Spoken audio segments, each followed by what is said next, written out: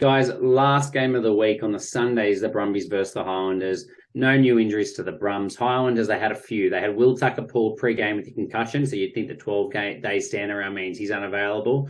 Perry Parkinson missed the game with illness, so he's obviously a chance. And Fabian Holland missed it with a hamstring injury as well. Returning, I'm not sure if they have anyone coming back this week, to be honest. Mate, I tell you what they have Nareki returning to the starting side. That's what they have. Perry's probably the big one if he's back from illness, and they need that lock depth. All the chat for the Highlanders has been about what's going to happen to Shannon Frizzell. He's actually due an All Blacks rest week this week. They've already said that they're likely to ask for an exemption, but I'm not sure that they're going to have any legs to stand on if Perry's back and fit and they have the two starting second rowers, and then they can have a look at moving someone else into it. I know they finished with Hugh Renton in the second row, I think, along with Shannon Frizzell at the end of the game. So they really were drawing from any angle they could. But is that enough to get Frizzell still starting? I'm not 100% sure. What do you guys think? Nah, mate, it's not enough. Like, just because you had injuries to your locks and you had to play your back rows in the locks, that's not enough to keep your bench row, which you have enough of, to not have a rest week. I think he needs a rest. They're taking the piss every week. Every team's taking the piss with giving teams rests. This is not a legitimate excuse. Bring Withy on, do something along those lines. You've got Dixon coming back into that, the starting side as well in the locks. They don't need him this week if, they don't have any exceptional circumstances. Yeah. Also, guys, the Highlanders, they've got Brumbies, Rebels, Reds, Blues on the run home. I think that means that, obviously the Brumbies and Blues are harder games. I think they're just going to really throw everything at the Rebels and the Reds to try and make sure they qualify for finals. Well, that's how I see it. So I do think that if they are going to rest a couple of players, it may well be this one as well. So I could see Ethan de Groot getting a rest in particular. Billy Harmon, Aaron Smith have just had rest, so you'd think that maybe it's not going to happen now. Maybe that goes into the last game of the year, but Ethan de Groot maybe due a rest. I think he's had a huge year. Yeah, look, another potential shift we might see is Fatuli Pai has had a fair bit of footy recently. Do we see Scott Gregory, who they're trying to give some time, shift into the centres? With maybe Thomas Umwanga Jensen shifting out as well. I mean, you can bring Nareki on, or do you give Garden Bashop a rest and bring Nareki onto that wing? Mate, you've only got eyes for one thing when you're talking about this, don't you? But I agree, mate, because that's all that the Highlanders have their hopes on, to be honest with you. Because Negariki is an absolute beast, and I mean, if he starts, I reckon they're on here. Yeah, well, I mean, he starts. It's as simple as that. They need to start him. And Scott Gregory looked good in moments in his return, and we've seen him play lots in the centres. We've seen Thomas and Wayne Jensen be more threatening at 13 for them as well. So, whether one of them filled the 12 and 13 jersey. For me, I think that's what works. For Tuli Paya has done really well through parts of this year. But, I think he's probably not in my starting 15, and those other blokes are more likely to be. Yeah, look, I wouldn't mind it. I think they've got to continue to explore their options. What did you think about Freddie Burns at 10 last week? Do you think that he controlled the game better and Hunt coming on late to try and provide a little bit of spark work for them, or not really? No, it's Hunt every day of the week, I think. Yeah, look, I don't know. I think at the very beginning, I thought there was good signs from Burns, but I don't think it continued throughout the game. I don't think things looked like they were fixed. It's probably not just on the 10s, but yeah, I don't think there was a big significant shift for me. Yeah, fair enough. And from the Brumbies boys, how many rolling maul tries? Oh, I shouldn't say that. They don't score that many rolling maul tries. Instead, they throw it out the back and someone else scores it. Although Jerome Brown bagged a double. What do you mean? Every week sure we're gonna touch on soon, but it just doesn't go to the hookers anymore, mate. That's probably the real big travesty there, isn't it? But the big thing is, it's not that it's not going to the hookers. The sevens aren't passing it back. It's I know that trick. I've done that myself. Like they're meant to be giving the ball back and putting some distance between them.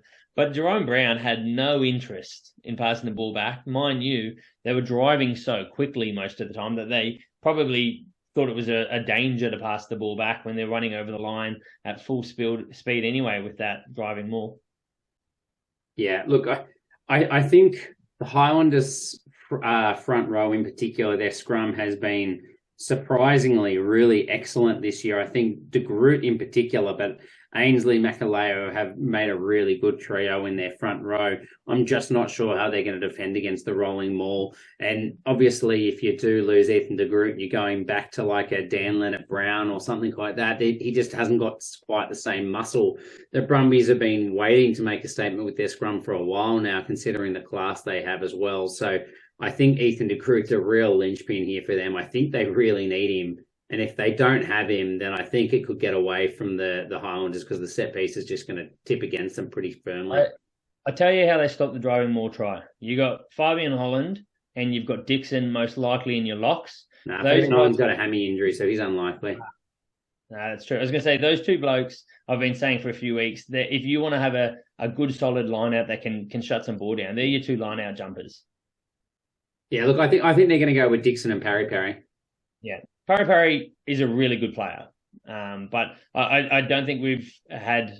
I know Holland's probably not the stronger of those two, but I don't think that's necessarily fixed for your line out. But you've got to contest that more because that line out, because you're most likely not stopping it. Yeah, fair enough. And Frost, how many meters is he going to run for his length of the field try this week? Hopefully, a couple hundred. Yeah. Okay. Very nice. Opportunities there for the Brums other than set piece boys. Is there anything else that you'd look at? Well, one more thing I want to just quickly touch on. It was great to see the return of Tom Hooper. I'd love to see Tom Hooper get a run, and if it's this week, that'd be great. They've got players like Valentini, Samu, who have played lots of footy. I know Samu's had probably more recent rest. I think not that they need it because they had a bye only like a week or two ago. But if they're going to give Tom Hooper a start, it's probably not this week. But if they are, I'd love to see him get on that 6 jersey because he's a bloke that's, touching on 2 meters. I think he's 199, but he's also a dynamic, really exciting lock 6 for them. So I want to see more of him. Yeah, I think Valentini's only actually had one rest and he's come off in one other game for the year. So he's definitely due another one.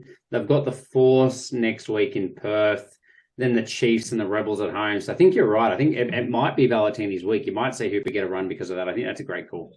I'd like to see it. The only other potential, which we won't see, would be Samu filling 7, Valentini shifting to 8, because more than likely he's 8 for the Wallabies. He's not 6 for the Wallabies. Yeah. And we get Hooper filling in on that 6 jersey. For me, that's probably, if Hooper can get into the form he was in last year, probably what they need. He's such a good man around the lineouts and reading the other team that I think he would be a really important part for them moving into the finals.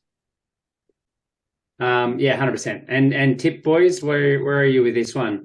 I think if we check the line, we've got it at -9.5. I'll go first. I'm going to say 15 points to the Brums, just a little too good.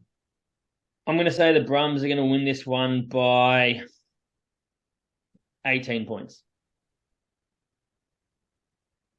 I think it's going to be upset of the round, boys. I think Highlanders were 2. The Highlanders are going to beat the Brums, mate. How are they going to do it? I think Aaron Smith's going to play the game of his life and he's actually just going to turn it up. Mate, he does pretty much every week for them. I know. I think this is a little bit of a opportunity. The Highlanders are desperate to make it into the top 8.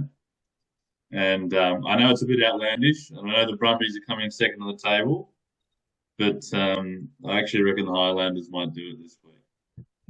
Yeah, look, I'd almost say I'd like to see it for the Highlanders because, there's some players there that I like. I've got some mates that are fans of them, and it would be great to see them get an upset to really kind of bring their season, back forward. But I don't want to see the Brumbies lose. So neither do I, mate. I'd love to see. I just want to see Australian teams keep on winning the rest of the time. Yeah. I hate your opinion. I hate your face. I hope you're wrong. Why am I even on this podcast? Exactly, mate. I want to see the Brumbies win this and win this well.